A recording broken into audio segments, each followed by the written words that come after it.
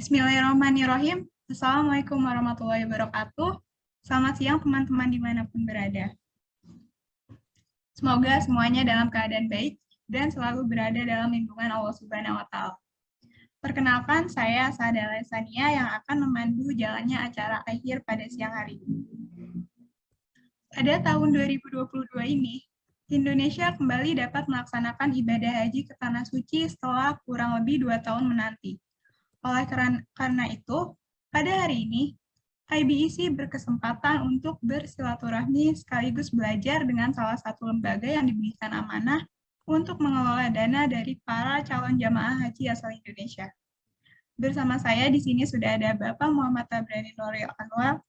Beliau merupakan Kepala Divisi Penghimpunan BPKH Republik Indonesia. Sebagai narasumber yang akan menjawab beberapa pertanyaan dari pihak IBEC FEB UI.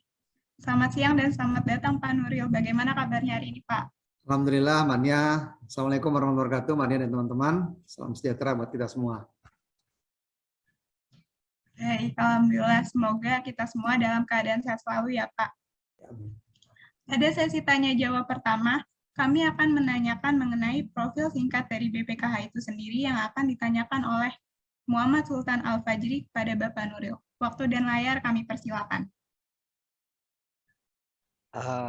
Baik Pak, sebelumnya perkenalkan, saya Muhammad Sultan Al-Fajri, saya dari Bisnis Islam Angkatan 2021. Di sini saya pengen bertanya, apakah ada tugas yang dijalankan oleh BPKH selain melakukan pengelolaan dana haji, atau apakah ada kegiatan yang lain Pak?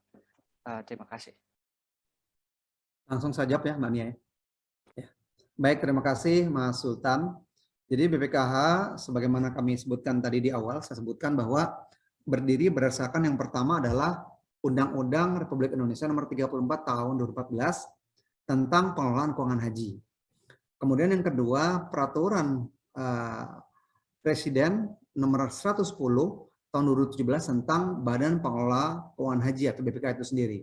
Dan yang terakhir, Peraturan Pemerintah Nomor 5 Tahun 2018 tentang pelaksanaan Undang-Undang Nomor 34 tadi, yaitu pengelolaan keuangan haji. Adapun tugas dan fungsi BPKH, yaitu secara garis besar adalah melakukan pengelolaan terhadap dana haji. Apa saja pengelolaannya? Yang pertama adalah penerimaan. Jadi BPKH menerima seluruh setoran haji, baik haji reguler yang besarnya 25 juta satu porsi, maupun haji plus yang besarnya 4.000 US dollar untuk satu porsi jemaah haji khusus. Ya. Kemudian BPKH juga melakukan pengembangan. Nah ini yang penting ya Mas Sultan ya. Jadi dikembangkan dengan apa? Dengan dimasukkan dalam komponen-komponen investasi dan penempatan. Sebagaimana dalam pasal 22 tentang pengelolaan keuangan haji disebutkan bahwa BPKH berhak untuk melakukan pengelolaan dana haji tersebut di berbagai instrumen. Yaitu 30% dimasukkan ke dalam penempatan di seluruh bank. Saat ini bank yang bekerja sama dengan BPKH adalah bank syariah, wajib baris bank syariah. Di mana rezim sebelumnya, sebelum ada BPKH, seluruh perbankan, termasuk juga bank konvensional non syariah menjadi mitra dari Kementerian Agama untuk pengelolaan dana haji. Nah, setelah adanya Undang-Undang 34, maka seluruh bank yang menjadi mitra BPKH harus sebuah bank syariah. Baik itu bank umum syariah maupun unit usaha syariah yang masih belum melakukan spin-off dari bank induknya. Kemudian yang berikutnya, yang B adalah kita juga melakukan investasi, Mas Sultan ya, di instrumen investasi yang beragam. Namun besarannya saat ini ada di surat berharga. Kemudian juga ada investasi langsung, emas dan investasi lainnya. Jadi 70 di investasi, kemudian 30-nya ada di penempatan di bank. Itu yang kedua untuk pengembangan. Yang ketiga, BPKH juga melakukan pengeluaran. Jadi nantinya pada saat akan musim haji seperti sekarang ini, dan mungkin sudah kloter sekian ya sekarang ya Mas Sultan ya. Jadi BPKH juga mengeluarkan biaya-biaya tersebut yang disetorkan melalui Kementerian Agama selaku pemegang kewenangan untuk penyelenggaraan haji di Indonesia. Dan tentunya yang terakhir, BPKH juga melakukan pertanggungjawaban atas seluruh proses yang ada tadi, dari penerimaan, pengelolaan maupun pengeluaran. Oh iya, boleh saya tambahkan juga, salah satu pengeluarannya itu antara lain adalah biaya operasional untuk BPKH sendiri, yang besarnya sekitar maksimal di 5% dari total nilai manfaat. Juga adanya dana abadi umat yang setelah masuk BPKH itu menjadi dana kemaslahatan yang kita memiliki tanggung jawab untuk memberikan kemaslahatan kepada umat Islam sesuai dengan aturan dan ketentuan yang berlaku. Nah, sampai di sinilah kewenangan BPKH. Jadi hanya untuk mengelola keuangan dari penerimaan, pengelolaan pengembangan, pengeluaran, dan tentunya pertanggungjawaban. Dan pertanggungjawaban ini, teman-teman sekalian, kita berikan kepada Presiden selaku pemberi kewenangan atau pemberi mandat kepada anggota BPKH. Namun dilakukan melalui Bapak Menteri Agama. Demikian, Mas Sultan. Terima kasih. Baik Pak, terima kasih atas jawabannya. Berarti selain melakukan pengelolaan dana haji, dilakukan juga pengembangan dalam investasi surat berharga, emas, dan lainnya. Ya. Kemudian juga melakukan penempatan kepada bank-bank syariah, dan selanjutnya pengeluaran biaya yang disetorkan kepada menteri, serta pertanggungjawaban kepada presiden. Baik, kalau begitu saya akan mengajukan pertanyaan berikutnya. BPKH seperti yang diketahui telah berdiri sekitar tahun 2017. Sedangkan di negara Malaysia terdapat lembaga tabung haji yang sudah berdiri sejak tahun 1963. Lalu mengapa Indonesia ini seakan tertinggal dari Malaysia dari hal tersebut? Serta apakah terdapat perbedaan antara BPKH dan juga lembaga tabung haji tersebut? Terima kasih, Pak. Baik, terima kasih Mas Sultan. BPKH memang baru berdiri resmi di tahun 2017, di mana terpilih 14 anggota dan paralel melakukan kegiatan-kegiatan dalam staffing, yaitu mencari staff, kemudian juga mengorganisasi lembaganya sendiri, dan juga dalam terus melakukan kegiatan-kegiatan sesuai dengan tugas dan fungsi yang tadi kami sebutkan di awal ya, Mas Sultan ya. Seakan memang terlihat ketinggalan dari Malaysia. Memang kalau dilihat dari usianya saja, tabung haji berdiri tahun 1963. Jadi kalau sampai sekarang mungkin sudah lebih dari 30 tahunan ya usianya gitu. Nah, sedangkan kita baru usia 5 tahun. Ada beberapa hal yang membedakan antara BPKH dengan tabung haji Malaysia. Salah satunya yang pertama adalah domain tugas dan fungsi. Di BPKH kami hanya diberikan tugas untuk melakukan pengelolaan keuangan haji saja, teman-teman sekalian. Adapun di tabung haji, seperti tadi ditanyakan Mas Sultan, mereka tidak hanya melakukan pengelolaan dana haji Malaysia, juga melakukan penyelenggaraan haji. Jadi pendaftaran dan lain sebagainya dilakukan langsung oleh tabung haji. Sedangkan di Indonesia, pendaftaran dilakukan di perbankan yang nantinya akan dilanjutkan prosesnya ke Kementerian Agama. Nah, BPKH setelah pendaftaran tersebut menjadi porsi, maka dananya akan masuk ke dalam rekening BPKH yang berada di 30 bank. Nah, kemudian pada saat kita melakukan pengelolaan, penempatan tetap ada di bank masing-masing, 70%-nya akan diambil, kita investasikan di instrumen-instrumen investasi yang aman, bersyariah, dan memberikan nilai manfaat paling tinggi. Demikian. Nah, bagaimana kita menyikapi hal ini? Memang BPKH semua itu kita kembalikan kepada aturan yang mendukungnya. Nah, sepengetahuan kami, mungkin teman-teman bisa baca juga di Google maupun di artikel mengenai tabung haji. Tabung haji itu memiliki kekuasaan atau otoritas yang cukup tinggi. Jadi pemerintahnya sudah memberikan otoritas untuk melakukan pengelolaan, juga penyelenggaraan dan pendaftaran ibadah haji.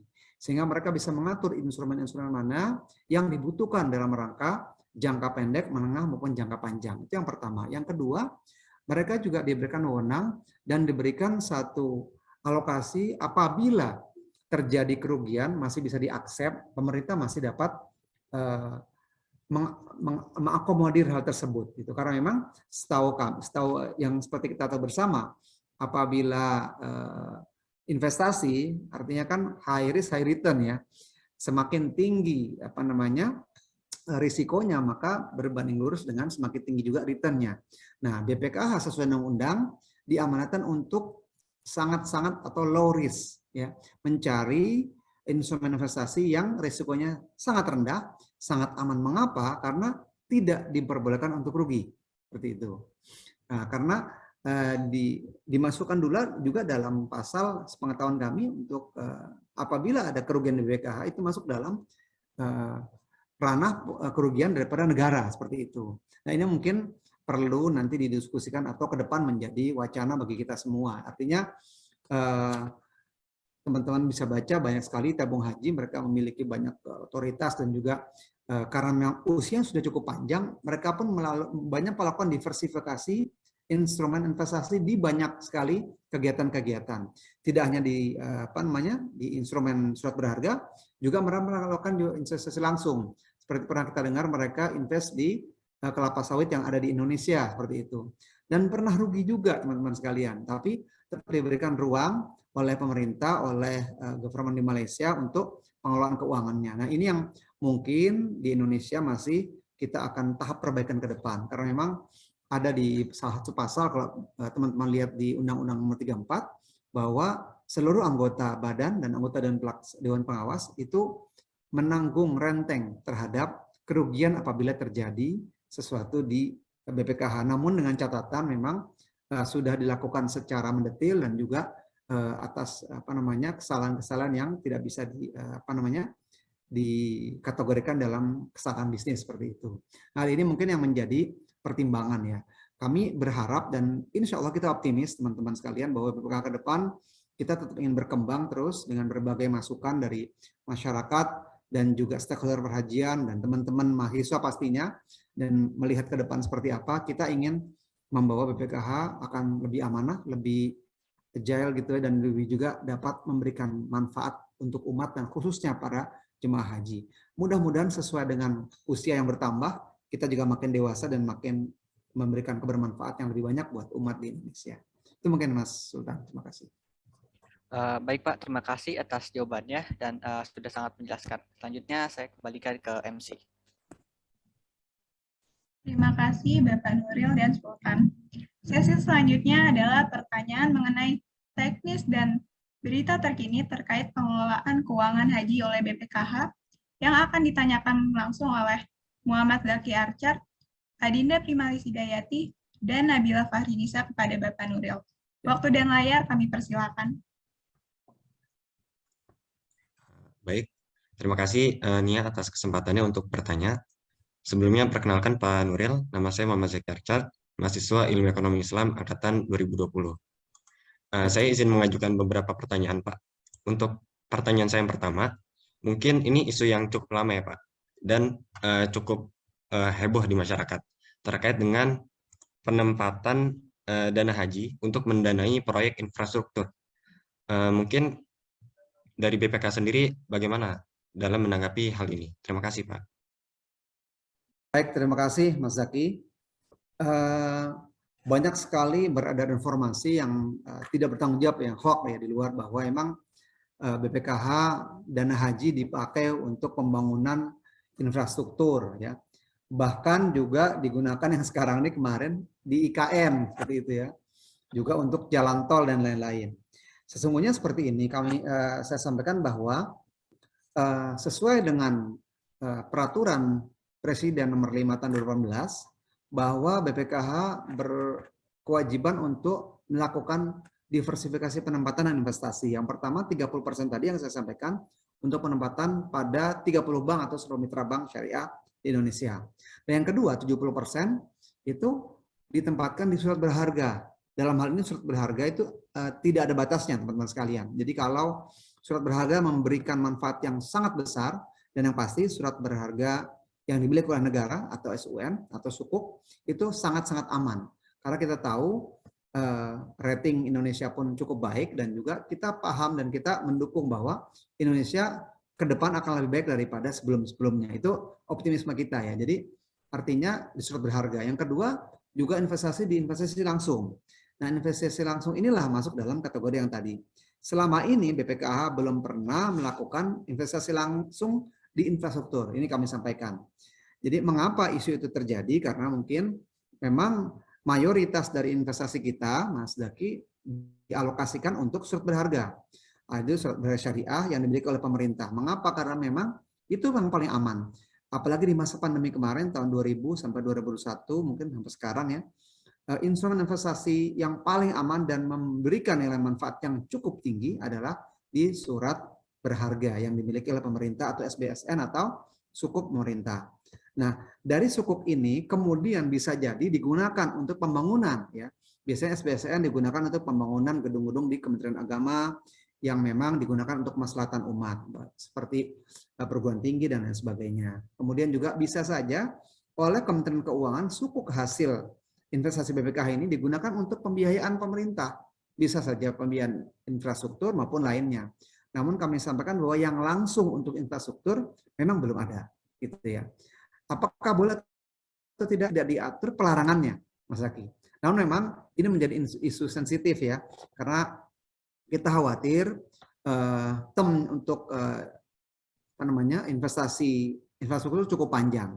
Nah ini mungkin akan mempengaruhi, dikhawatirkan akan mempengaruhi sustainability dari dana pengelolaan haji di BPKH.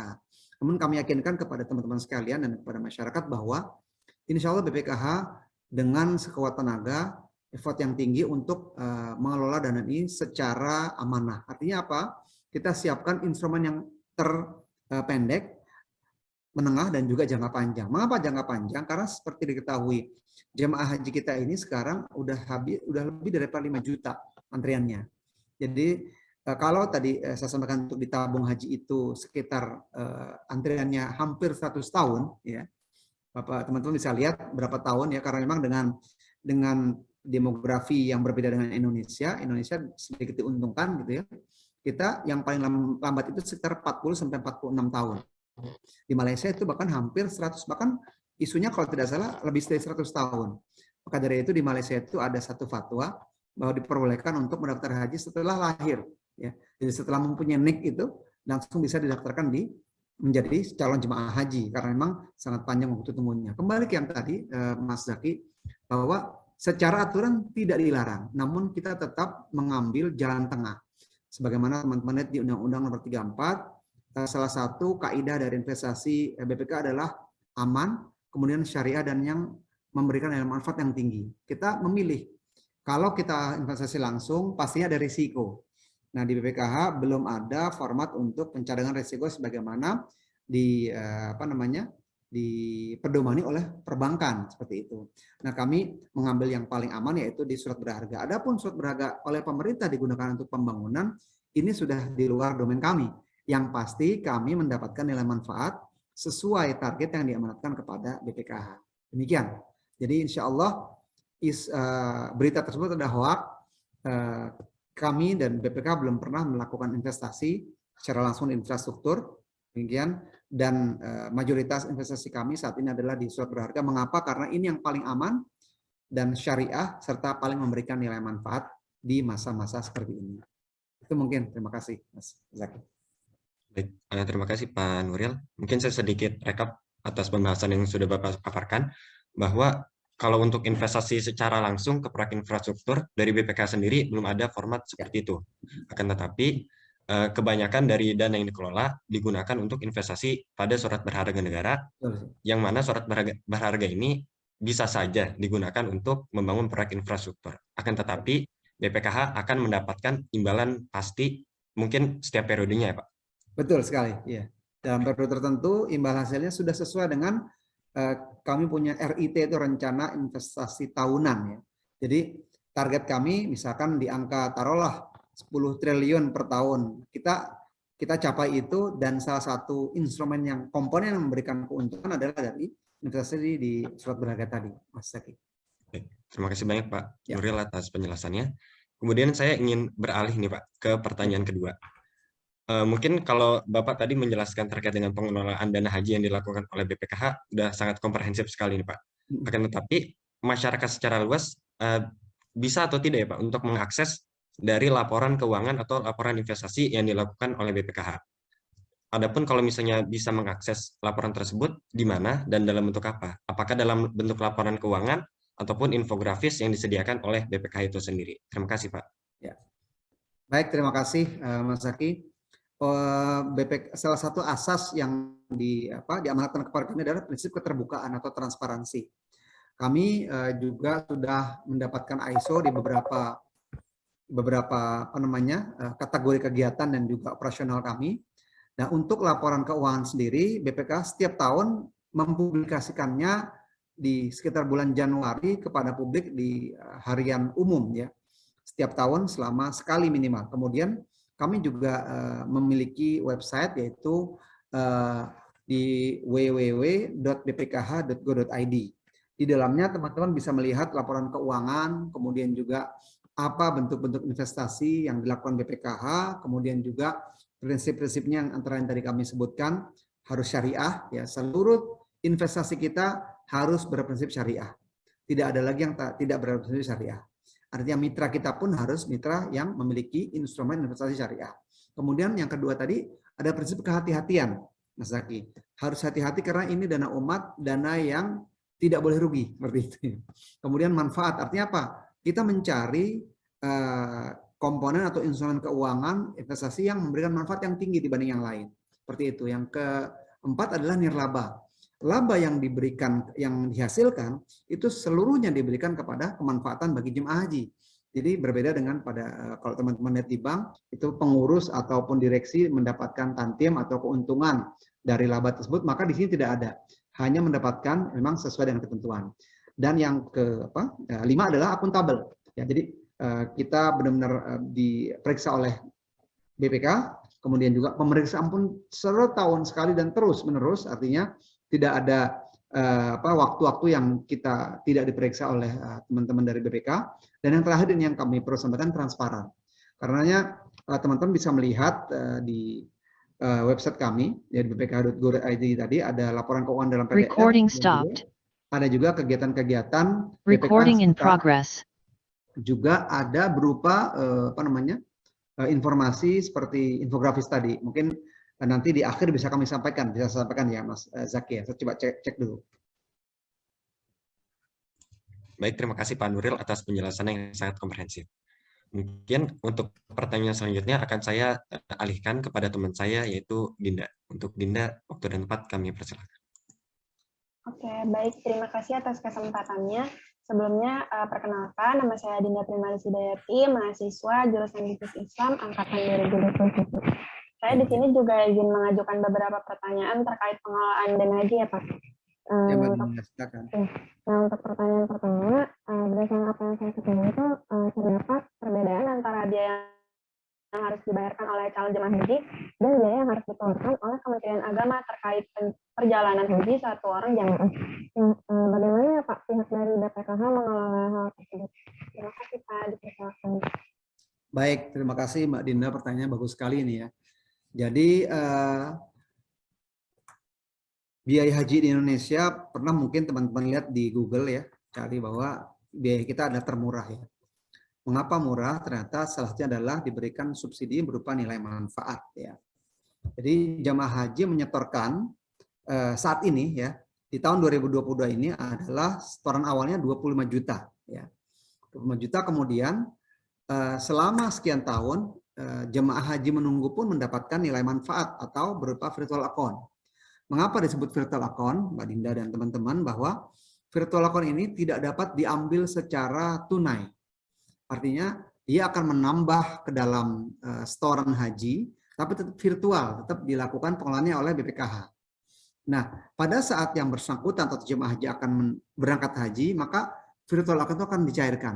Oleh karenanya, virtual account hanya boleh dicairkan dalam dua keadaan. Yang pertama menjadi pengurang dari biaya pelunasan jemaah haji jamaah tersebut di tahun keberangkatan, atau misalkan jemaah haji itu meninggal atau mengundurkan diri karena alasan yang diperbolehkan sesuai aturan atau ketentuan, maka dia akan menerima dana saldo awalnya tadi plus virtual account atau nilai manfaat yang telah diberikan selama waktu menunggu ya. Nah, tahun 2022 ini cukup unik teman-teman sekalian ya. Jadi kalau dilihat dari total BPIH-nya, jadi kita mengenal namanya BP. BP itu adalah biaya perjalanan ibadah haji.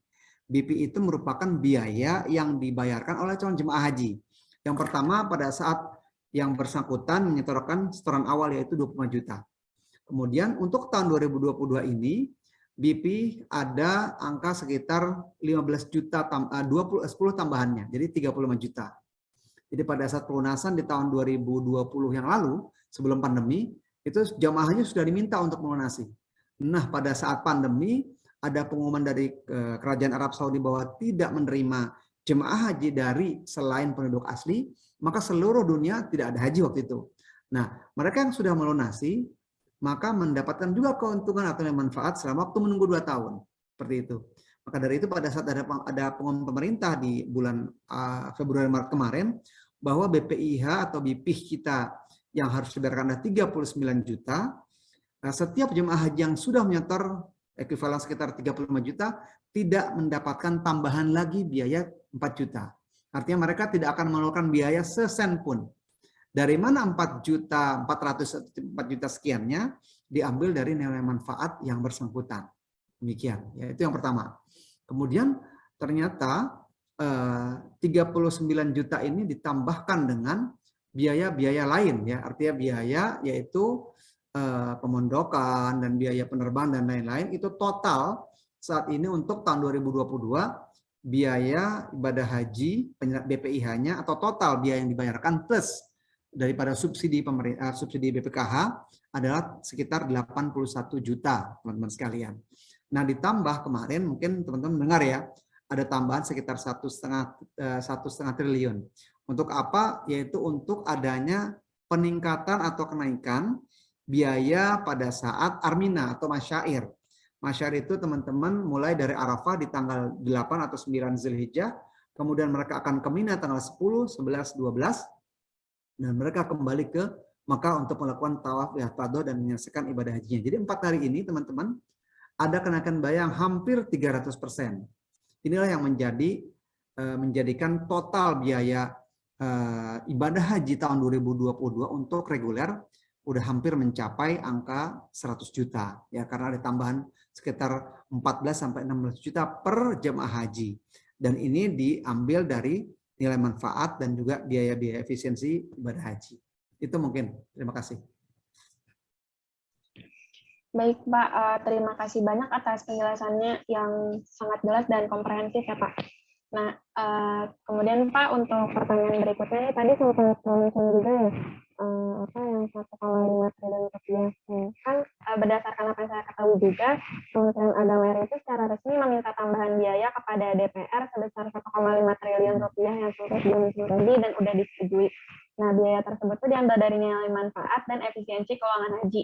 Nah, pertanyaannya, apa yang menjadi perbedaan nilai manfaat dan efisiensi haji? Nah, terus tuh apakah hal ini tuh akan mengganggu alokasi dana haji pada tahun berikutnya?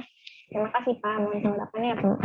Baik, terima kasih Mbak Dinda. Tadi mungkin saya tambahkan mengenai bagaimana BPKH mengelola ini. Kami secara paralel di internal melakukan kajian banyak sekali dengan pihak eksternal juga untuk bagaimana mengukur sustainabilitas pengelolaan dana haji.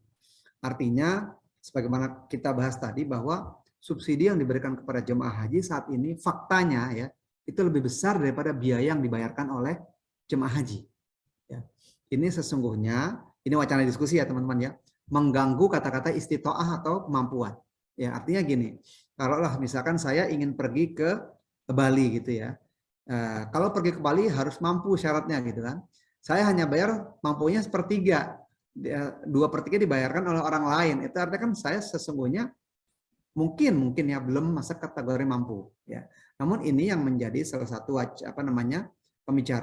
diskusi kita ya. Kedepannya BPKH berkeinginan bahwa nilai manfaat yang diberikan atau dalam artian subsidi kepada jemaah haji yang berangkat itu harus lama-lama harus mengecil. Ya. Yang kita perbesar apanya adalah nilai manfaat virtual account yang menjadi hak yang bersangkutan. Ya. Karena dari total nilai manfaat yang dihasilkan oleh BPK sebesar rata-rata antara 7 sampai 10 triliun per tahun, teman-teman ya. Itu diberikan 80 sampai 90%-nya untuk subsidi jemaah haji yang berangkat.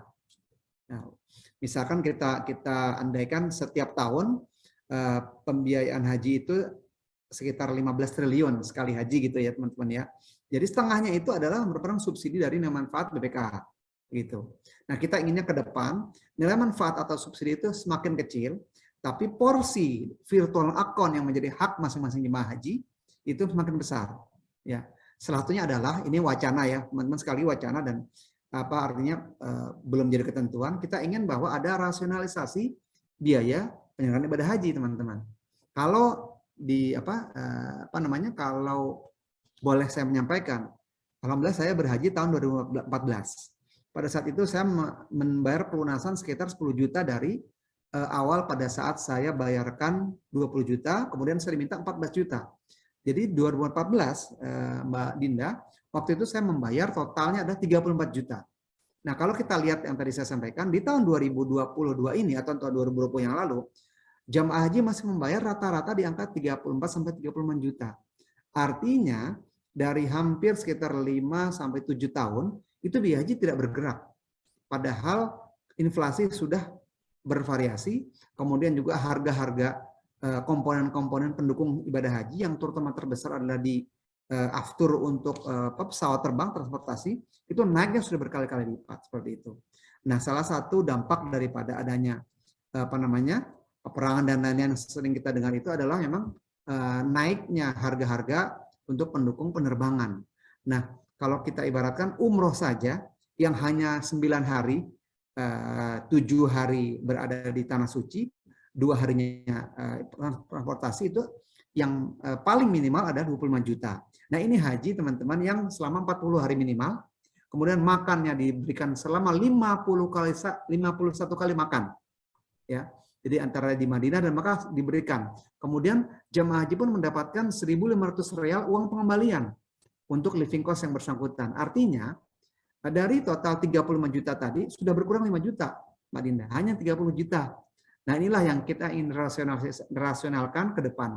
Karena salah satu daripada tujuan pembentukan BPK adalah yang pertama adalah peningkatan kualitas jemaah haji, kemudian yang kedua rasionalitas biaya haji, dan yang ketiga adalah kemaslahatan untuk umat. Nah, yang kedua ini yang masih jalan panjang. Ya, perjuangan kami belum selesai, perjalanan kami masih cukup panjang.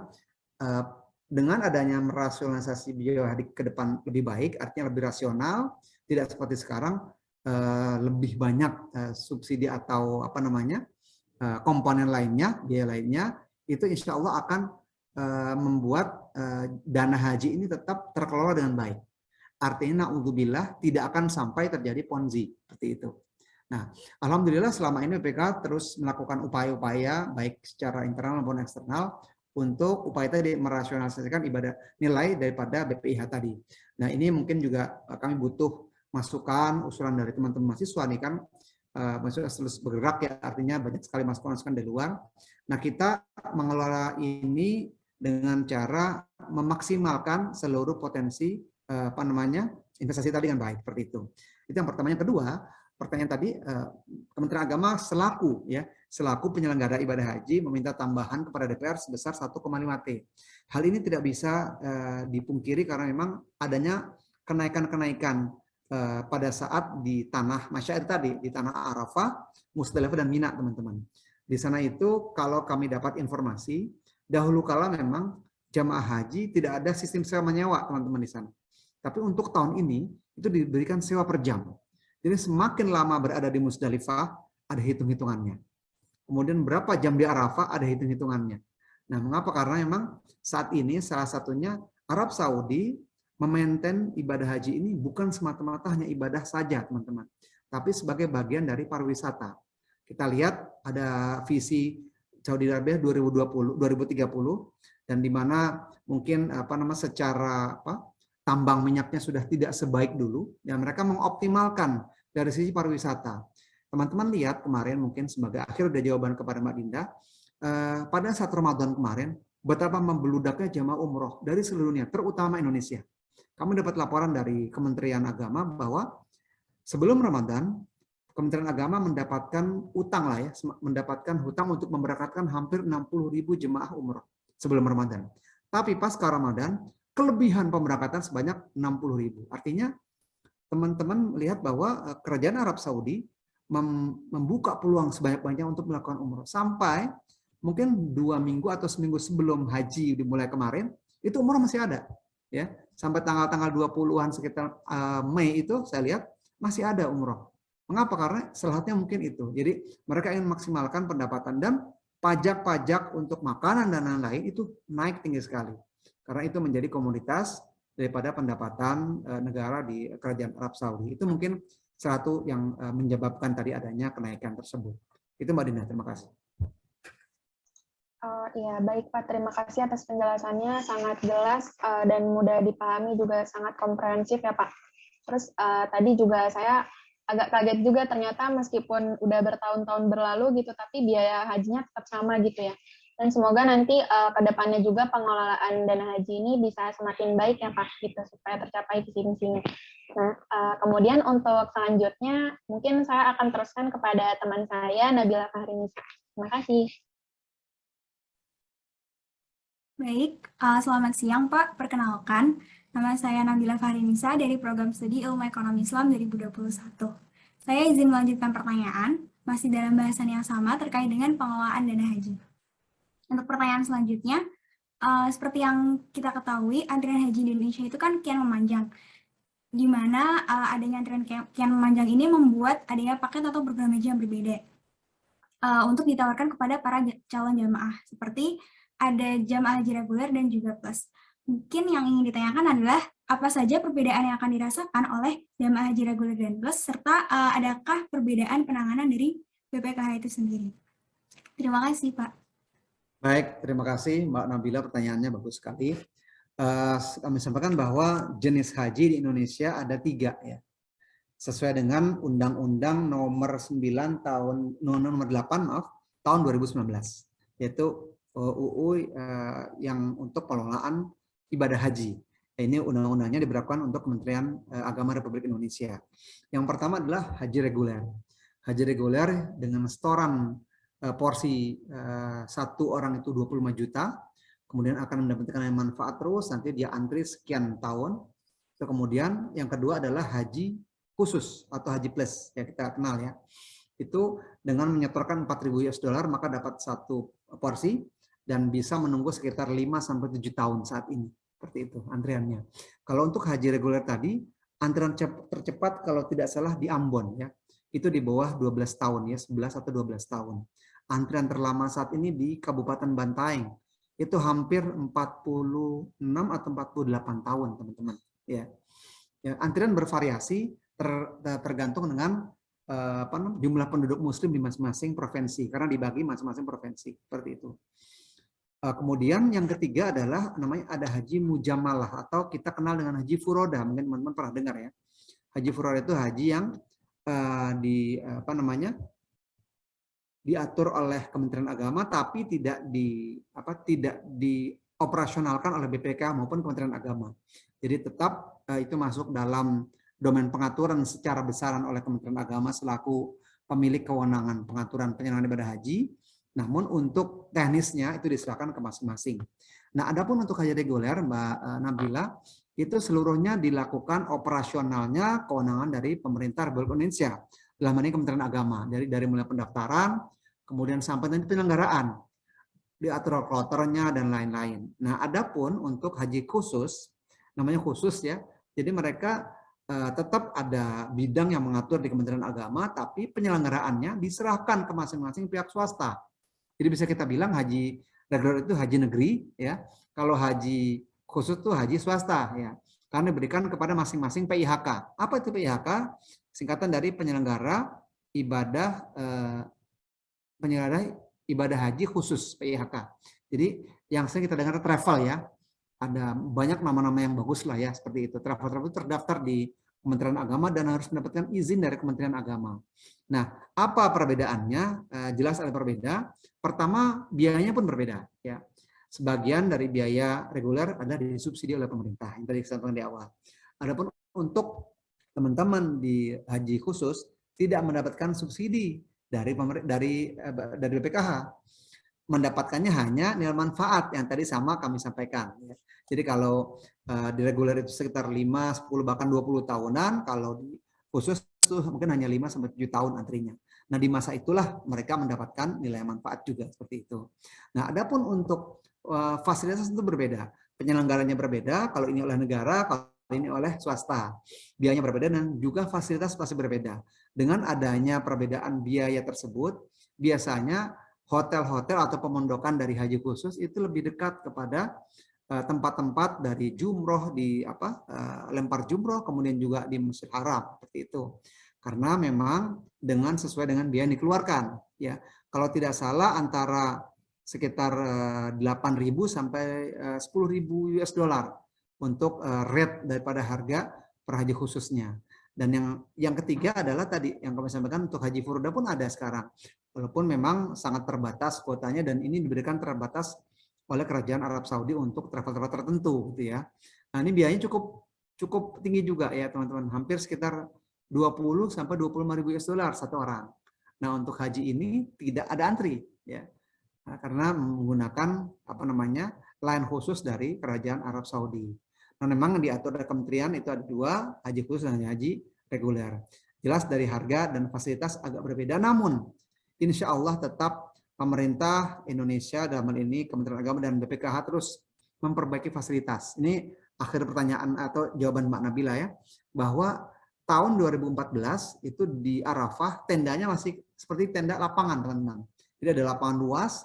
Kalau mau wukuf diberikan tenda yang dari kain ya.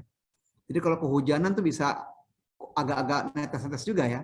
Nah, 2 tahun kemudian 2016-2017 diperbaiki tenda permanen dengan kipas angin.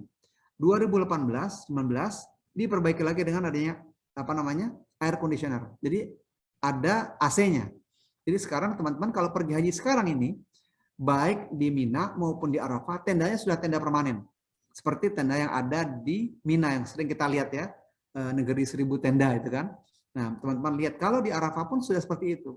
Jadi sudah diperbaiki. Jadi kualitas penyelenggaraan ibadah haji dari tahun ke tahun mengalami peningkatan yang cukup tajam dan cukup baik.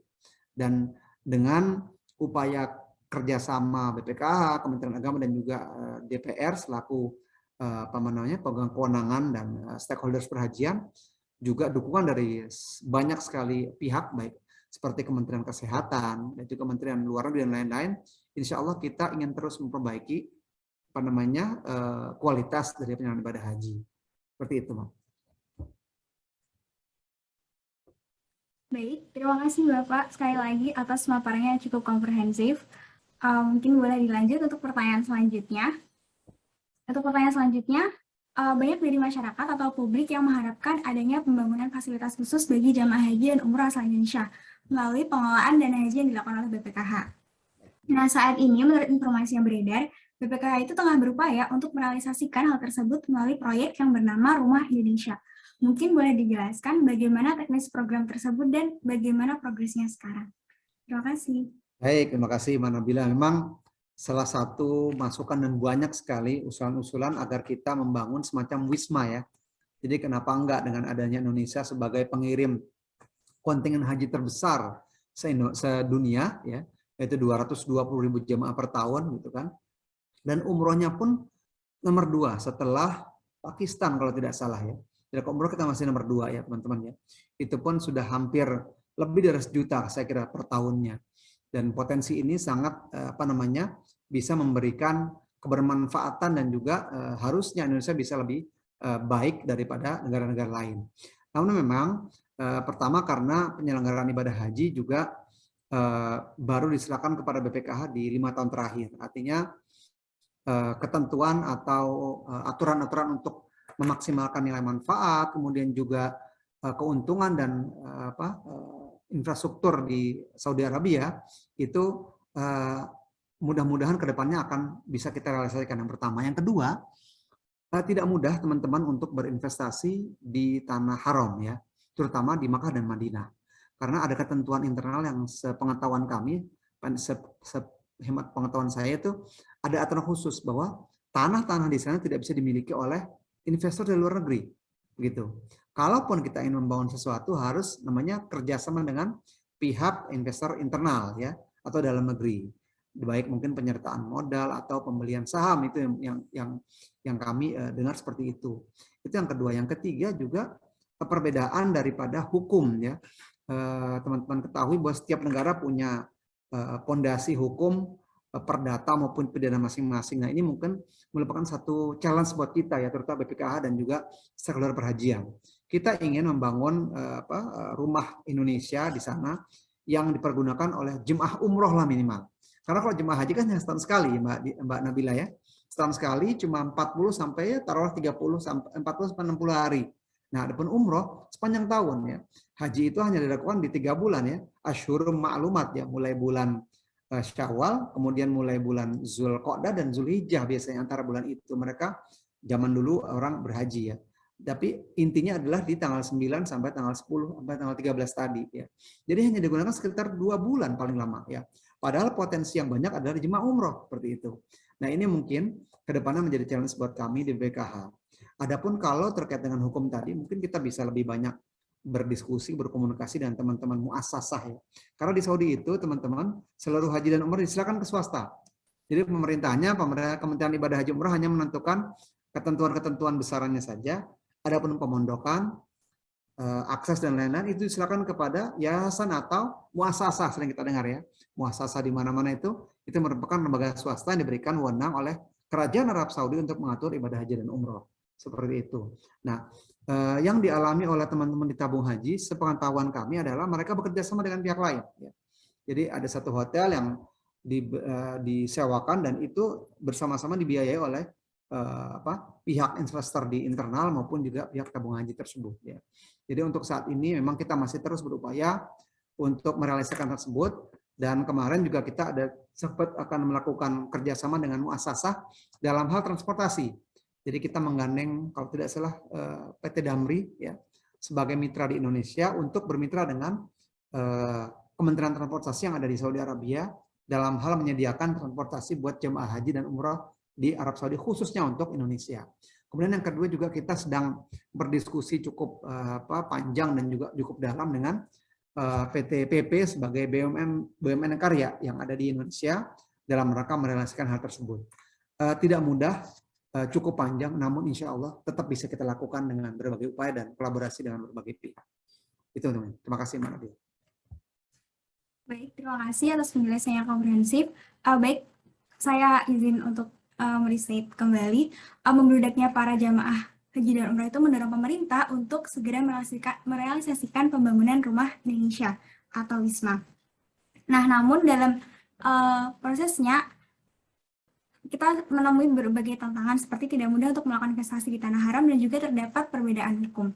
Hal ini memberikan tantangan tersendiri, namun walaupun begitu pemerintah akan terus mengupayakan untuk terrealisasikannya rumah Indonesia ini dengan berkolaborasi dengan beberapa pihak. Begitu Pak.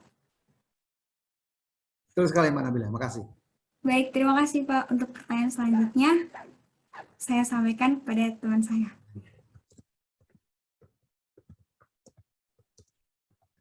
Baik, terima kasih Bapak Nuril atas penjelasannya.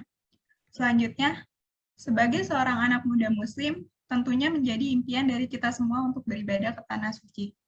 Oleh karena itu, pada sesi ini akan ditanyakan seputar tips and trik bagi kaum muda, khususnya kaum milenial dan generasi Z, agar dapat mempersiapkan segala sesuatunya untuk beribadah haji. Kali ini akan ditanyakan langsung oleh Rahmat Triswasono dan Mutiara Dana kepada Bapak Nuril. Waktu dan layar kami persilakan. Baik Pak, perkenalkan sebelumnya saya Rahmat, mahasiswa Ilmu Ekonomi Islam Angkatan 2021. Setelah sebelumnya kita membahas topik-topik yang serius sekali ya Pak, mungkin sekarang kita bisa lebih santai membahas topik-topik yang istilahnya lebih relate kepada kami para anak muda. Baik, pertanyaan pertama ya Pak, haji diidentikan dengan kata mampu.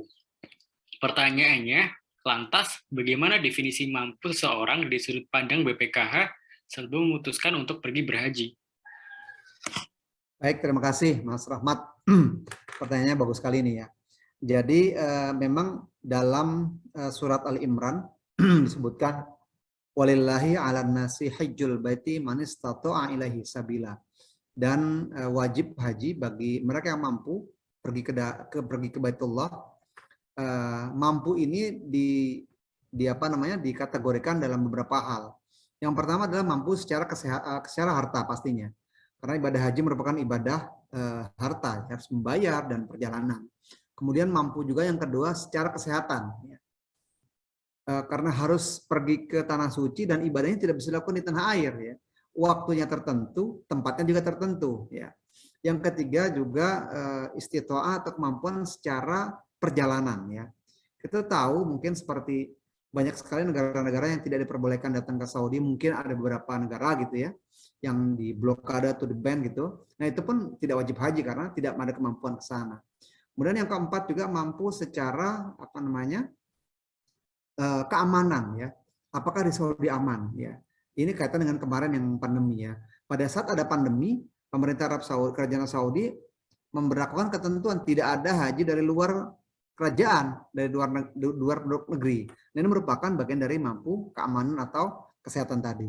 Maka dari itu BPKH melihat minimal mampunya adalah dari pertama untuk keuangannya atau hartanya atau materinya, kedua adalah untuk segi kesehatan. Mengapa? Karena ibadah haji, Mas Rahmat, hampir 90% merupakan atau 80% lah minimal itu di persentase itu dilakukan secara fisik. Ya. Pertama kita harus datang ke Arab Saudi itu secara fisik. Fisiknya harus ada di sana. Kemudian di sana pemondokan dengan tempat ibadah kita, yaitu Masjidil Haram, tidak dekat. Saya nggak bilang jauh, tapi tidak dekat. Artinya minimal antara 3 sampai bahkan lebih dari 4 kilo kadang-kadang. Seperti itu. Ada yang mungkin yang 2 kilo yang beruntung mendapatkan pemondokan yang dekat ya. Seperti itu. Itu pun mesti jalan. Tapi memang sekarang ada difasilitasi dengan bis sholawat namanya. Jadi bisnya 24 jam teman-teman. Itu akan muter ya. Dari tanah apa namanya, dari Masjidil Haram ke seluruh pemondokan yang ada di Indonesia. Jadi siapa yang mau sholat malam hari datang itu ada mungkin setiap 15 menit sekali ya akan lewat nih. Itu difasilitasi oleh pemerintah Indonesia dan juga bekerja sama dengan daripada pihak kerajaan Arab Saudi. Nah, mampu ini harus sehat. Kenapa? Karena pada saat wukuf mereka akan datang ke Arafah. Mereka pindah lagi. Dari Arafah mereka pindah ke Musdalifah, teman-teman. Dari Musdalifah pindah lagi ke Mina. Dari Mina mereka pindah lagi ke Mekah. Jadi muter itulah kegiatan ibadah haji. Di Mekah pun pada saat mereka melakukan umroh maupun haji, itu mereka melakukan yang namanya tawaf berkeliling Ka'bah selama 7 kali. Itu dengan fisik, teman-teman. Walaupun ada sekarang dengan motor ya, motor listrik ya, seperti kita lihat nih di ojol itu kan punya ya, itu seperti itu. Di sana ada sewa sekitar 50-100 real per sekali tawaf. Itu ada untuk orang-orang yang memang membutuhkan bantuan. Tapi tetap dilakukan fisik. Kemudian mereka harus sa'i pun jalan antara Bukit Safa dan Marwah secara fisik, jalan kaki teman-teman, atau berlari-lari kecil bahkan. Itu. Bayangkan kalau orang sudah sepuh, sudah biasanya 80 ke atas dan sudah berkurang, kesehatannya akan sulit sekali. Bukan tidak sampaikan tidak mampu ya. Pada saat 2014 yang lalu saya berhaji, itu ada satu jamaah kami umur 79 tahun, Mas Rahmat. Masih kuat ya. Tapi ada yang lebih mudah dari yang bersangkut, yang beliau ini lebih renta gitu ya, lebih terkena penyakit. Dia itu memang qadarullah ya sudah. Tapi secara normal dengan ibadah dengan fisik yang kuat, fisik yang sehat, ibadah akan lebih maksimal. Jadi akan lebih kuat melakukan ibadah yang dilakukan secara fisik. Nah, inilah yang menjadi konsen kita bahwa fatwa majelis ulama yaitu yang mampulah yang wajib mendaftar. Seperti itu. Namun sebenarnya gini teman-teman, harus juga ada wacana ya bahwa diskusi kita bersama bahwa kadang-kadang mindset kita itu mampunya kalau sudah cukup umur ya. Nah, saya belum mampu nih Pak gitu. Tapi nanti mampu sekitar umur 30-40 tahun. Padahal antrian kita kan cukup panjang ya. Nah, kami di BPKH mungkin nanti setelah ini saya juga jelaskan berikutnya ya, bahwa banyak sekali program-program yang diinisiasi oleh BPKH bekerja sama dengan seluruh stakeholder perhajian untuk membangun awareness ya kepada masyarakat. Ayo bagi yang mampu di usia muda cepat daftar ya, minimal ya menabung ya berinvestasi dan lain-lain. Mungkin teman-teman sudah sangat paham dengan investasi di zaman seperti ini. Itu mungkin Mas. Jadi minimal ada 2 kemampuan tadi, atau kemampuan yang lain yang mungkin sekitar 5-6 kemampuan secara kaidah fikih atau syariat di agama Islam seperti itu. Baik, seperti dipaparkan tadi, jadi mampu di sini ada 4 indikatornya ya Pak. Jadi mampu secara harta, mampu secara kesehatan, mampu secara perjalanan, apakah ada akses untuk menuju ke Saudi, dan mampu secara keamanan. Dan terkadang kepada anak muda biasanya banyak yang belum mampu secara harta, karena itu bikin kita kayak yaudah waktu tua aja. Dan mungkin bisa jadi reminder buat kita semua untuk menjaga kesehatan agar nanti di waktu tua ketika kita udah mampu, kita secara sehat juga, secara kesehatan juga mampu. Ya. Oke, beralih ke pertanyaan selanjutnya ya Pak. BPK memiliki kampanye Ayo Haji Muda. Bagaimana segmentasi atau siapa saja target dari kampanye tersebut? Baik, terima kasih Mas Rahmat. Tadi kami sampaikan sebelumnya, saya sampaikan bahwa sebagai pengelola keuangan haji, BPK melihat sustainabilitas keuangan haji ke depan. Bagaimana agar dana ini tetap sustain, tetap bisa membiayai, mengcover seluruh biaya perjalanan yang dibebankan kepada calon jemaah haji, seperti itu ya. Nah, salah satu programnya adalah kita melihat yang pertama adalah program Ayo Haji Muda. Ayo Haji Muda ini sebenarnya kita peruntukkan untuk teman-teman milenials ya, sekitar umur ya di bawah 30 tahun lah ya. Nah, memang tidak harus mendaftar langsung, tapi kita ingin membangun awareness ke teman-teman para milenials bahwa ke depan ayo kita hilangkan haji itu nanti kalau sudah mampu ya. Haji itu ntar kalau udah umur 50 tahun gitu kan. Nah, terkadang kesehatan juga menjadi alasan utama gitu ya pada saat nanti kita ingin berhaji di usia tua gitu ya. Nah, kenapa kita menginisiasi program ini?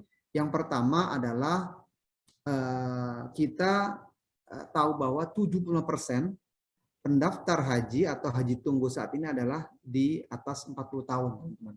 Jadi jemaah haji tunggu yang banyaknya hampir 5 juta itu, ya, itu 70%-nya usianya 40 tahun. Mengapa? Karena mereka daftarnya setelah usia 40, ya, masuk dalam antrian.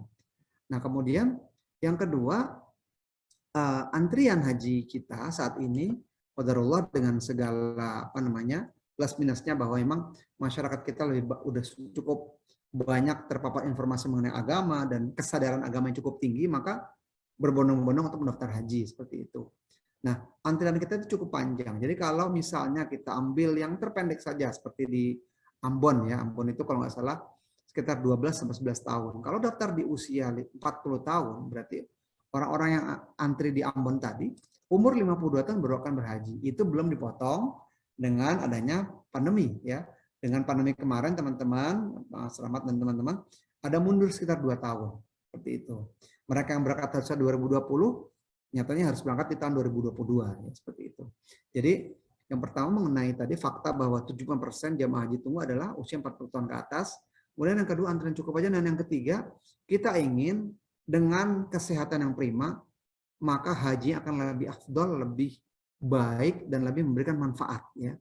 Teman-teman lihat banyak sekali di TV, televisi pada saat laporan haji, itu banyak anak-anak muda yang menggendong orang tuanya. Ya. Mungkin ada sahabat Uwais Al-Qarni yang tapi atau sahabat yang ada dalam cerita yang sering kita dengar, beliau menggendong ibunya yang pada berhaji. Itu karena beliau sehat. Ya. Ada juga yang menolong orang lain ya pada saat akan melempar jumrah atau lain-lain seperti itu. Itu dilakukan oleh orang yang lebih kuat. Ya. Dan ada sabda Nabi SAW bahwa orang mukmin yang kuat ya fisiknya ya itu akan lebih dicintai daripada orang mukmin yang lemah fisiknya seperti itu. Jadi artinya kita ingin membangun kesadaran masyarakat bahwa haji itu nggak usah nunggu tua ya.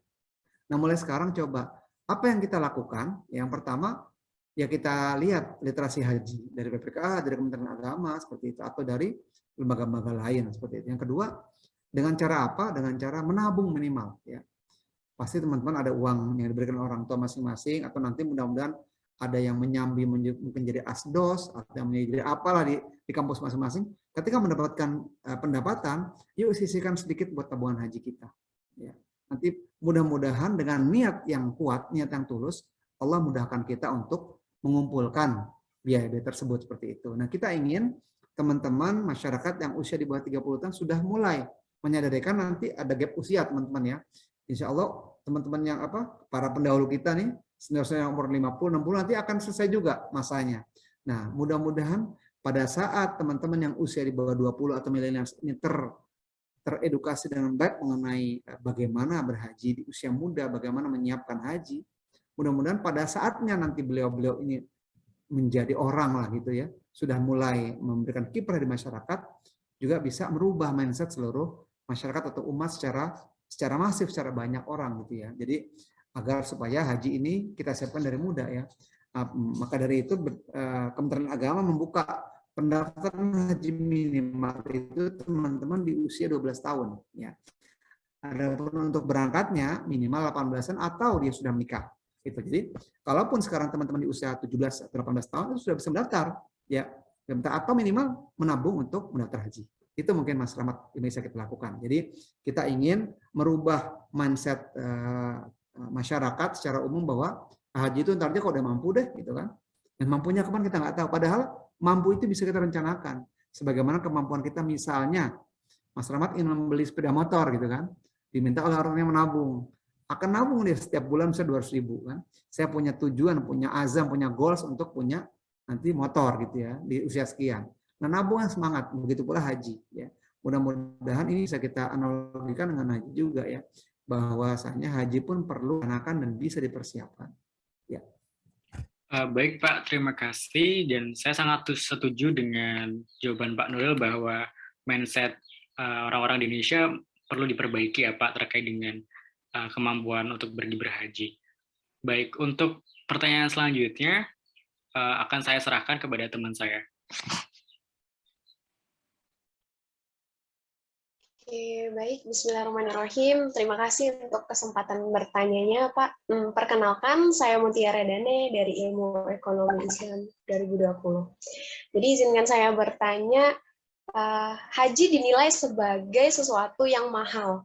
Adakah tips atau saran dari BPKH agar anak-anak muda, terutama generasi milenial dan juga generasi Z, dalam mempersiapkan keuangan untuk menjalankan ibadah haji? Boleh silakan dijawab, Pak. Baik, terima kasih Mbak Mutiara.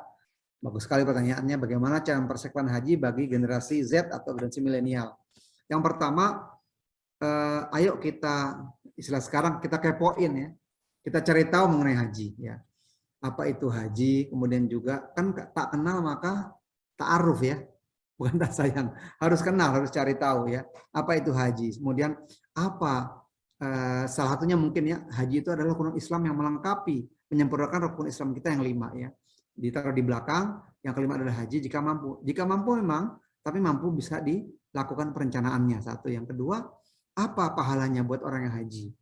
Jadi kadang-kadang Mbak Mutiara kita sering dengarkan, aduh saya takut haji deh, takut nanti dosa saya di Indonesia di sana dibalasnya. Itu mindset yang salah ya, karena di sana sebenarnya tempat-tempat ibadah yang mustajab ya. Dalam Islam ada dikenal waktu mustajab, ada dikenal juga tempat mustajab teman-teman. Kalau waktu mustajab sedikit ya Mbak Mutiara, itu malam Jumat ya, kemudian juga malam takbir, Idul Fitri itu satu malam-malam yang doa itu diijabah oleh Allah. Nah di tanah haram itu banyak tempat-tempat yang mustajab. Salah satunya adalah di mana? Di Multazam, antara Hajar Aswad dengan pintu Ka'bah. Itu kalau kita mengadakan doa di sana, dipercaya orang bahwa doa-doa kita akan dikabul Allah Subhanahu wa taala, potensi lebih besar. Kemudian ada lagi di tempat-tempat seperti di makam Nabi, di Raudhah. Raudhah itu adalah tempat di mana antara mimbar dengan kuburan Nabi SAW. Di situ namanya Raudhah Miradil Jannah. Jadi doa-doa pun banyak sekali ijabah. Jadi mindsetnya harus dirubah. Jangan takut ke Mekah karena takut nanti dibalas dosa-dosa kita. Justru kita ke sana mensucikan diri kita seperti itu dan meminta banyak lagi. Dan yang kedua, mindset bahwa haji itu membuat maaf ya miskin gitu karena waduh kita akan keluar sekian puluh. Padahal tidak teman-teman. Banyak sekali hadis ataupun riwayat-riwayat dari Rasulullah SAW bahwa haji itu membuka pintu rezeki, itu ya. Tidak akan miskin orang yang berhaji kata Rasulullah SAW. Makanya ayo buktikan dari sekarang. Nah, mindset ini, edukasi ini menjadikan kita lebih semangat ya. Oh ya, haji berarti itu merupakan spiritual perjalanan haji gitu ya. Yang kedua di haji itu kita akan dapat tempat-tempat yang mustajab. Itu kan jadi manfaat ya tersemangatkan. Dan yang terakhir mungkin gini juga. Apa kita nggak kepengen teman-teman yang muslim ya, muslim semua ya. Selama ini kita ibadah itu kiblatnya kemana? Ke Mekah, ke Ka'bah, gitu kan? Kita melihat sesuatu yang selama puluhan tahun ya. Bagi saya yang sudah puluhan tahun mungkin belasan tahun mungkin teman-teman bersolat gitu ya. Itu kita lihat loh, oh ini loh kiblat kita selama ratusan ribuan kita bersolat. Itu kan ada keinginan. Dan jangan lupa di sana banyak sekali tempat bersejarah ya. Ada makam Rasulullah, makam para sahabat, tempat di mana Nabi dulu perang di Gunung Uhud dan lain-lain. Itu menjadi kita lebih semangat ya seperti itu untuk segera merencanakan haji kita. Itu pertama. Yang kedua, ayo kita lihat lembaga-lembaga keuangan yang memberikan fasilitas untuk merencanakan haji. Seperti Bank Syariah, kemudian juga ada lembaga-lembaga lain, atau mungkin BPRS atau lain-lainnya, BMT yang ada punya tabungan perencanaan haji. Ayo kita coba baca-baca seperti itu. Dan yang terakhir teman-teman, jangan lupa lakukan sekarang. Ya. Jangan nunggu nanti ya. Kalau nggak salah, buka tabungan haji nggak mahal kok, cuma 100.000. Ya. Buka tabungannya saja ya. Nabung pelan-pelan, nanti dapat THR dari orang tuanya mungkin disetorkan. Dapat apa misalnya jadi asus di kampus gitu. Jadi apa namanya dapat tutorial apapun, misalnya dapat fee, kita masukkan pelan-pelan. Mudah-mudahan dengan niat yang kuat itu akan memberikan apa namanya dampak yang baik ke depannya dalam perencanaan haji. Mungkin itu Mbak Mutiara yang bisa kami sampaikan. Artinya kita kepoin haji, kemudian cari lembaga-lembaga keuangan seperti apa, dan terakhir kita niat dan kita mulai dari sekarang gitu ya. Itu Mbak. Baik, terima kasih banyak Pak. Jadi kalau bisa saya simpulkan itu kata mampu itu tergantung dengan niat dan perencanaan ya Pak ya. Dan kebanyakan orang yang takut ke Mekah karena takut dibalas dosa-dosanya. Padahal itu momen yang pas untuk berdoa di tempat-tempat mustajabnya doa ya Pak ya. Betul. Bapak, apakah saya boleh izin untuk break sebentar karena sedang azan sekitar. Oke, silakan. Baik, terima kasih banyak ya Pak. Ya. Baik, terima kasih banyak Bapak karena sudah menunggu. Selanjutnya kita lanjutkan ke pertanyaan terakhir ini Pak. Ya. Recording in progress.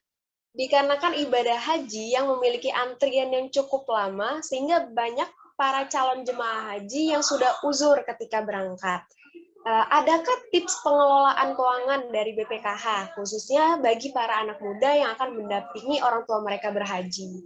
Begitu Pak, silakan dijawab Pak. Ya. Baik, terima kasih Mbak Mutiara tadi sampaikan. Yang pertama, kalau orang tua yang sudah mendaftar lebih awal, ya pada mungkin kita kecil ya, sebagai orang tua mungkin pada saat punya anak 1 atau 2 sudah mulai mendaftar. Nah, bagaimana tipsnya untuk mendampingi orang tua? Pada saat ada kemampuan, ya, baik dari orang tua maupun anak kita sebagai anak gitu ya, teman-teman sebagai anak dari orang tuanya, ayo daftar, ayo nabung haji dulu. Ya, nabung haji pada saat nanti sampai Allah berikan kemampuan di angka 25 juta, teman-teman langsung mendaftar haji. Ya. Nah, nanti memang ada perbedaan teman-teman. Orang tuanya mungkin bisa jadi tinggal 10 tahun atau 5 tahun menunggu, sedangkan kita nih yang baru daftar mungkin kan 25 tahun. Ya. Ada kebijakan dari Kementerian Agama Republik Indonesia selaku penyelenggara ibadah haji, bahwa boleh anak mendampingi orang tuanya yang setelah yang cukup uzur gitu ya. Nah, di sini kita mengajukan kepada Kementerian Agama setempat nantinya untuk mendampingi orang tua saya yang berusia sekian. Kalau tidak salah ada usia minimal antara 60 atau 65, saya kurang pasti ya. Dia ada di aturan pemerintah atau di aturan Kementerian Agama. Jadi teman-teman sebagai anak bisa mendampingi orang tuanya nanti pada saat orang tuanya beribadah haji, dan itu dilakukan untuk permohonan dalam bentuk permohonan kepada Kementerian Agama setempat. Kementerian Agama akan mengambil dari kuota-kuota yang tidak dipakai. Ya, kan bisa saja teman-teman diumumkan tahun 2020 ini contohnya 2022 ya, yang akan haji yang daftar dari A sampai Z misalnya. Ternyata yang di Q ini tidak mampu untuk melakukan secara melunasi karena satu dan hal ya, atau mereka mundur. Nah, kuota inilah yang digunakan untuk ditawarkan kepada mereka yang ingin mendampingi orang tuanya atau mahramnya gitu. Begitu pula saya tambahkan Mbak Mutiara, misalkan teman-teman ada kemampuan, nabunglah sekarang ya. Nanti kan kalau kata Mbak Mutiara nanti, saya kan suami saya belum tahu nanti apakah orang Jakarta ataukah orang Timur gitu kan, atau orang Ambon misalnya kan beda Pak gitu. Jangan ragu ya, saling nabung aja sekarang. Nanti pada saat teman-teman berjodoh dengan pasangan masing-masing, itu antara suami dan istri bisa digabungkan ya. Jadi si suami menjadi mahram bagi istrinya seperti itu.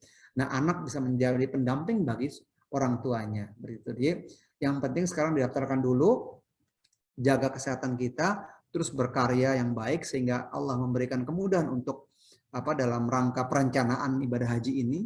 Jangan lupa coba cari teman-teman lebih sangat-sangat sering melihat ya bagaimana investasi yang baik, kemudian menabung yang baik seperti itu untuk perencanaan di masa depan. Intinya kadang-kadang kita begitu baik merencanakan masa depan untuk masa depan kita di dunia ya. Tapi kita lupa bagaimana merencanakan masa depan kita setelah kita nanti berpulang gitu ya, kembali ke kepada kampung halaman kita, itu akhirat nanti ya. Bukan berarti menakut-nakuti, tapi artinya dengan berhaji kita memaksimalkan ibadah kita sampai rukun Islam yang kelima seperti itu. Dan kalau hal-hal yang bersifat duniawi saja bisa kita rencanakan ya. Saya mau beli handphone, mau beli iPhone iPhone 13 gitu kan. Saya harus nabung dong, setahun berarti berapa ya, dari saya sisihkan uangnya untuk uang jajan saya untuk membeli itu. Itu saja bisa kita lakukan. Mengapa untuk haji yang merupakan rukun Islam kita yang membawa kita kepada tempat-tempat bersejarah dan tempat-tempat yang mustajab tidak kita rencanakan seperti itu. Nah, ini yang menjadi trigger kita untuk ayo kita sebagai anak muda, kita rubah mindset kita mulai dari diri kita, mulai sekarang kita coba merencanakan haji sejak dini ya, dengan cara apa ya? Dengan cara menabung, dengan cara coba menyisihkan sebagian penghasilan atau uang saku kita ya untuk mendaftar haji, sehingga kita punya niat yang kuat untuk berhaji di waktu muda. Karena ketika haji waktu muda akan lebih maksimal, memberikan manfaat ke orang lain, dan teman-teman tahu risiko tinggi, jemaah haji kita hampir 60%-nya itu yang berangkat setiap tahun masuk kategori risti, yaitu mereka di atas 50 tahun ya. Jadi risiko tinggi dalam kesehatannya. Oleh karenanya, karena kontingen yang paling banyak dahulu, seringkali banyak sekali jemaah haji kita yang wafat di tanah suci, gitu ya. Ya karena mungkin terlalu dehidrasi dan lain-lain sebagainya. Di luar bahwa emang Allah sudah tentukan usianya ya, Mbak Mutia ya, seperti itu. Jadi artinya dengan usia muda kita persiapkan dengan baik. Mudah-mudahan ketika nanti pulang ke Indonesia dari jemaah haji, dari setelah haji, membawa haji mabrur, dan mudah-mudahan memberikan manfaat untuk orang lain dengan usia yang cukup panjang. Ya, ini saya tutup dengan satu cerita. Buat teman-teman lihat, cari di Google ada Kiai Hasyim Asy'ari selaku pendiri NU dan juga Kiai Ahmad Dahlan itu berhaji di bawah 30 tahun. Ya. Kalau tidak salah Kiai Hasyim Asy'ari di usia 21 tahun, Kiai Hasyim itu Ahmad Dahlan di usia 15 tahun. Jadi mereka hajinya sudah haji muda dulu di bawah 30 tahun. Kembali ke Indonesia dengan berbagai kegiatan membuat organisasi masyarakat Islam yang sampai saat ini menjadi ormas terbesar di dunia ya, dua itu ya, Muhammadiyah dan NU. Ini kita inginkan ke depan nanti dengan bonus demografi kita di tahun 2045 nanti, di mana usia-usia produktif lebih banyak daripada usia-usia yang sudah tidak produktif. Kita ingin bahwa generasi muda nanti sudah banyak yang haji, sudah banyak yang mabrur hajinya, memberikan kemanfaatan untuk orang lain. Dan ingat bahwa haji yang mabrur tidak ada pahalanya kecuali Allah sediakan tempat nanti di surga. Itu yang menjadi pengingat dan juga untuk menjadi penyemangat kita ya. Demikian mungkin mengakhiri pertanyaan dari Mbak Mutiara, mudah-mudahan dapat menjelaskan apa yang menjadi diskusi kita pada sore hari ini. Terima kasih. Baik Pak, jadi sekali lagi saya simpulkan penting sekali untuk aware terhadap tabungan haji ini, karena dengan mendaftar lebih awal itu sudah menunjukkan niat awal yang baik untuk kita anak muda. Nah, jika kita bisa merencanakan kehidupan dunia sebaik itu, lalu kenapa kita tidak bisa sebaik-baiknya mempersiapkan kehidupan akhirat kita? Ya. Pada akhirnya pertanyaan terakhir berakhir. Terima kasih banyak kepada Bapak Nuril atas penjelasannya yang sangat mencerahkan dan membuat insya Allah anak muda di sini jadi sadar akan pentingnya tabungan haji ini, Pak. Lebih dan kurangnya saya mohon maaf, saya kembalikan ke MC. Ya. Terima kasih. Baik, terima kasih kami ucapkan kepada Bapak Nuril atas pemaparannya yang sangat komprehensif dalam menjawab pertanyaan yang luar biasa dari teman-teman kajian IBC. Semoga semakin banyak teman-teman yang bersegera untuk menunaikan ibadah haji ke Baitullah. Amin ya rabbal alamin. Sebelum kita benar-benar berpisah, akan ada tanda terima kasih berupa sertifikat dari pihak IBC yang akan diberikan kepada narasumber secara simbolis. Dipersilakan kepada Mas Zaki selaku Kepala Departemen Kajian IBC FEB UI untuk menyerahkan sertifikat kepada Bapak Nuril. Baik, sebelumnya saya ingin mengucapkan terima kasih yang sebesar-besarnya kepada Pak Nuril dan juga tim yang telah menyempatkan waktunya untuk hadir sebagai narasumber pada acara akhir kali ini. Saya izin memberikan sertifikat ini Pak secara simbolis mewakili PJ kami yang juga bertindak sebagai MC, yakni Mbak Nia. Terima kasih Mas Zaki dan Mbak Nia serta semua teman-teman di EBEX. Mudah-mudahan kita dapat memberikan bermanfaat untuk orang lain dengan berbagai kegiatan-kegiatan. Terima kasih, saya terima sertifikatnya. Alhamdulillah. Baik, mungkin ya silakan. Ya. Baik, selanjutnya dipersilakan kepada para peserta untuk menyalakan seluruh kameranya karena kita akan melakukan sesi dokumentasi. Mbak Nia, boleh saya closing statement? 1 menit? Iya, boleh, silakan Ya. Pak. Jadi yang pertama, teman-teman sekalian, yang pertama BPKH selalu berkomitmen dan berusaha untuk menjaga amanah yang diberikan untuk memaksimalkan pengelolaan ibadah haji bagi kepentingan umat Islam, khususnya jemaah haji. Yang pertama, dan ini dibuktikan dengan kita meraih WTP yang ketiga tahun lalu. Mudah-mudahan tahun ini pun WTP, mudah-mudahan kalau hat-trick bisa bukan, mudah-mudahan bisa tambah sekali lagi keuangan haji. Baik Komisi 8 DPR, Kementerian Agama, Kementerian Kesehatan, kemudian juga perbankan syariah, dan juga lembaga ormas masyarakat Islam lainnya untuk memperbaiki kualitas penyelenggaraan ibadah haji dan juga memberikan bermanfaat untuk umat, ya, termasuk dari kalangan akademisi, ya. Jadi kalau teman-teman nanti ada kegiatan-kegiatan yang ingin disupport oleh kami, artinya dalam bentuk kegiatan gitu, insya Allah kita siap untuk berkolaborasi dalam rangka memasyarakatkan keuangan haji ini supaya dipahami oleh seluruh masyarakat gitu ya, dan meningkatkan daripada kualitasnya. Dan yang terakhir, yang ketiga, Mbak Nia dan teman-teman, kami membuka tangan kami, membuka diri kami untuk menerima masukan, kemudian kritik dan saran untuk perbaikan-perbaikan pengelolaan keuangan haji ke depannya, termasuk yang tadi disampaikan oleh teman-teman untuk buat rumah atau wisma Indonesia dan lain-lain. Itu ayo berikan kami masukan, berikan kami reminder agar kami tetap amanah dan lebih baik lagi menjaga daripada amanat yang berat namun mulia ini. Terakhir, ada pantun Mbak Nia, ya. Ke pasar minggu membeli kelapa muda. Jangan lupa buah apelnya dibawa. Ayo kita sosialisasikan gerakan haji muda untuk generasi Indonesia yang beriman dan bertakwa. Assalamualaikum warahmatullahi wabarakatuh. Waalaikumsalam warahmatullahi wabarakatuh. Penutup yang luar biasa dari Pak Nuril. Oke, untuk teman-teman, kita akan dokumentasi dulu acara akhiran ini. Silakan menyalakan kameranya. Ya.